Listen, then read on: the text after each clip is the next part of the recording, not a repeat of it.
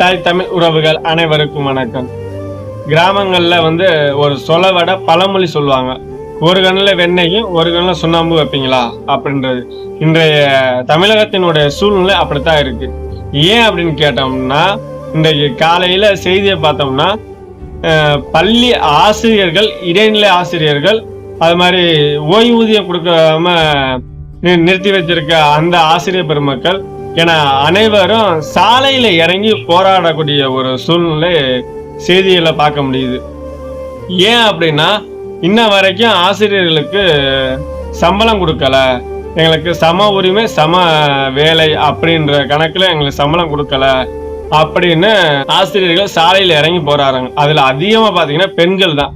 அது மாதிரி இதுக்கு முன்னாடி செவிலியர்கள் போராட்டம், மாவட்டந்தோறும் செவிலியர்கள் அரசு மருத்துவமனை வாசல்ல உட்காந்து போராடக்கூடிய ஒரு சூழ்நிலை.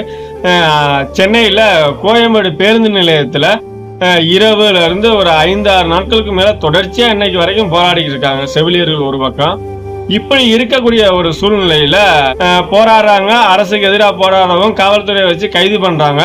அந்த கைது பண்ணும்போது ஒரு பெண் செவிலியர் பேசிய அந்த காணொலிங்கிறது அதிகமா பகிரப்பட்டது.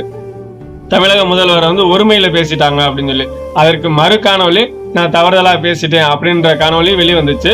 அது இருந்தாலும் இப்படியெல்லாம் போராடக்கூடிய ஒரு சூழ்நிலை இருக்கும் பொழுது, நாடு முழுவதுக்கும் செவிலியர்கள், போக்குவரத்து ஊழியர்கள் மற்றும் ஆசிரியர் பெருமக்கள், மாணவர்கள் என்ற விவசாயிகள் என அனைவரும் போராடக்கூடிய ஒரு சூழ்நிலையில திருப்பூர் மாவட்டத்துல, அதாவது அரசு சார்பா திமுக சார்பா இங்க என்ன நடத்துறாங்கன்னா, வெல்லும் தமிழ் பெண்கள் மாநாடு அப்படின்னு சொல்லி பெண்களுக்கு மாநாடு நடத்துறாங்க.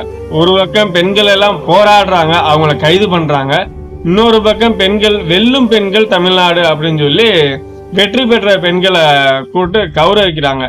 இது ரெண்டையும் எப்படி நம்ம பாக்குறது? அதனாலதே ஒரு கண்ணில் சுண்ணாம்பு ஒரு கண்ணில் வெண்ணெய் வைப்பீங்களா அப்படின்றத முன்னாடியே பதிவு பண்ணது. பாவேந்தர் பாரதிதாசனுடைய ஒரு வரிதான் இந்த இடத்துல ஞாபகத்துக்கு வருது. மகராசர்கள் உலகாலும் என்னும் நினைவா அப்படின்ற அந்த வார்த்தை தான் நினைவுக்கு வருது. பாக்குற உங்களுடைய கருத்து என்னன்றதை என்னோட பகிர்ந்துக்குங்க. நன்றி, வணக்கம். என் ஓட்டு விவசாயிக்கு தான். நமது சின்னம் விவசாயி. ஓட்டு பாருங்க ஓட்ட, அப்புறம் பாருங்க நாட்டை.